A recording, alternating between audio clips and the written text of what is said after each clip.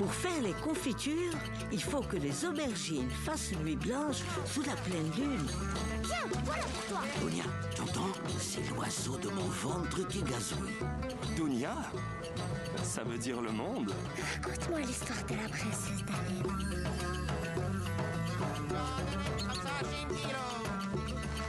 La graine de baraquet est l'ingrédient magique qui éloigne le mal de toute chose, même du mal.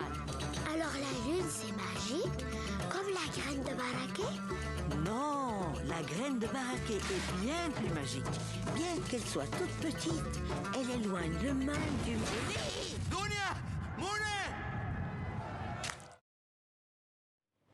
Bonsoir Pascal. Bonsoir, Dunia et la princesse d'Alep, vous avez rencontré la réalisatrice. Oui. Elle nous vient tout droit de Montréal. Exactement, Maria Zari vit au Québec, elle a étudié, mais elle est née à Alep et elle a grandi à Alep jusqu'à l'âge de 18 ans. Elle a créé cet univers de personnages extrêmement attachants, symboliques et à la fois expressionnistes.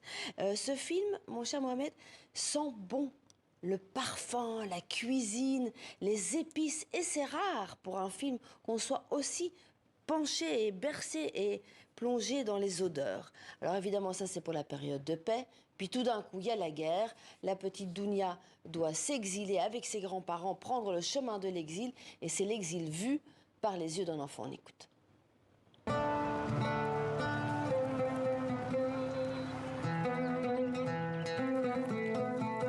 Notre nouvelle maison. Elle est en Grèce, je trouve. Je ne sais pas où elle sera, Dunia. Je crois que c'était important aussi de raconter cette histoire qui est une histoire actuelle et qui, à mon sens, est scandaleuse. De la raconter à hauteur d'enfant pour qu'ils comprennent le monde dans lequel ils vivent. Et on n'en parle pas. On parle des guerres, on dit qu'il y a des migrants, on dit est-ce qu'on va ouvrir ou pas nos frontières aux migrants. Mais ce dont on ne parle pas, c'est qu'en ce moment même, et depuis 10 ans et 15 ans et d'autres pays et toujours, il y a des gens sur les routes. Il y a des gens entre les pays dans des camps qui attendent depuis 10 ans. Il y a des camps où ils sont depuis 6 ans. Il y a des gens qui sont perdus en mer encore tous les jours, il y a des gens qui se noient. Donc, il y a, au moment où on se parle, et c'est scandaleux, des gens sur les routes à essayer de rejoindre l'autre monde. Voilà, c'était à voir donc en famille pour les enfants à partir de 6 ans, mais aussi pour les adultes, Pascal. Mais bien sûr, parce qu'il y a plusieurs niveaux de lecture, vous l'aurez compris. Il y a le niveau politique, la guerre, l'exil. Il y a le niveau sociologique, avec toutes ces cultures et ces religions qui habitaient, qui cohabitaient à Alep, les Kurdes, les Arabes, les chrétiens. Et puis le niveau évidemment magique, avec les contes et la mythologie. C'est un très, très joli film, non pas orientaliste, mais carrément oriental, parce que pour la réalisatrice, eh bien, c'est son projet de mettre en avant des héros moyen-orientaux en général, dans son film bien sûr, mais c'est un projet à long terme. On l'écoute. La mamonie, de tous mes secrets, c'est le mieux garder. Un peu de semoule dans de l'eau sucrée, dans toute la ville on peut en manger. C'était important de mettre comme héros et héroïne tout d'un coup un personnage moyen-oriental, digne, libre, heureux, fier, inspirant, et qui porte la beauté de cette culture-là. Parce que ça, c'est très rare. Ça manque pour les enfants d'avoir des référents de héros de dessins animés ou de héros d'histoire qui soient pas dans la culture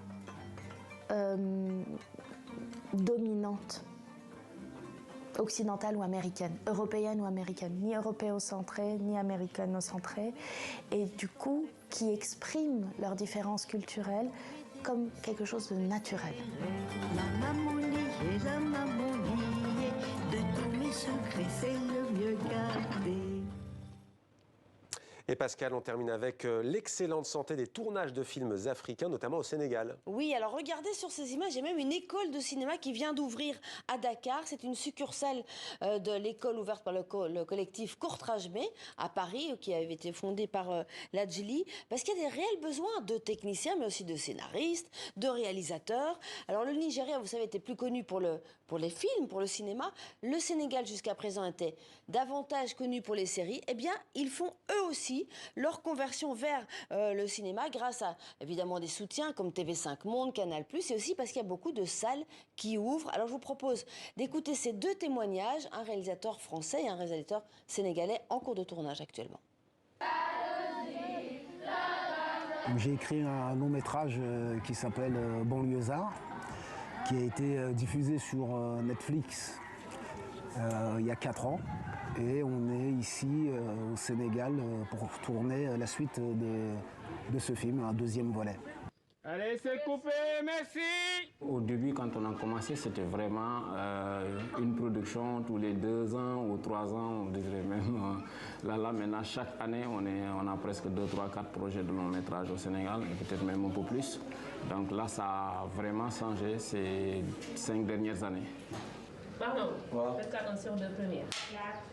Merci Pascal pour l'excellente santé donc des tournages en Afrique. À demain.